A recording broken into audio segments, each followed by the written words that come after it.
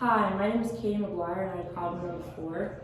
So my problem is 10 minus 5x times e to the 1 minus 0.125x squared. And we're going to do the derivative of this problem. So first what we can see is the derivative of 10 is just 0, so we can just exclude that. And then from here we're going to be doing product rule with these two equations. So first we're going to take the derivative of the first function, which is going to be negative 5. And then we're going to do the derivative of the second function, which is e to the 1 minus 0.125x squared times, and then we're going to be doing chain rule with this because there's an inside term and an outside term. So it's going to be negative 0.25x. That's because we're bringing down the 2 to the 1.25, and then it's going to be multiplied by 2.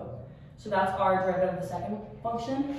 So then we're just going to multiply these together using our product rule. So first we're going to be doing negative 5 times e to the 1 minus 0.125x squared, which is our original function there and our derivative there. And then we're going to add that to our derivative of this function, which is e to the 1 minus 0.125x squared times negative 0.25x. And then we're going to multiply that by the original function of that function, which is negative 5x. So this is our complete derivative.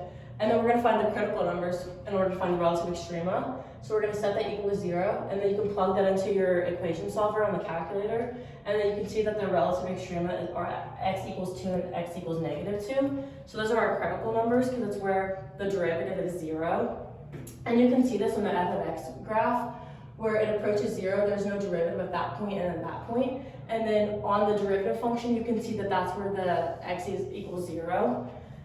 There are other points where x equals 0 on the entire graph, and this where it levels out here, but those are not our critical numbers.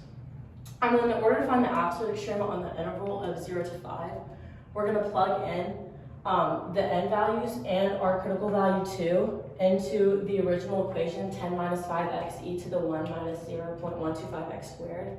And when we do this, we get 0 equals 10, 2 equals negative 6.487, and 5 equals 7.014. So we're going to conclude our absolute maximum is at 0, and our absolute minimum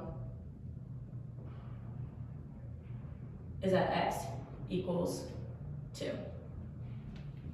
Thank you.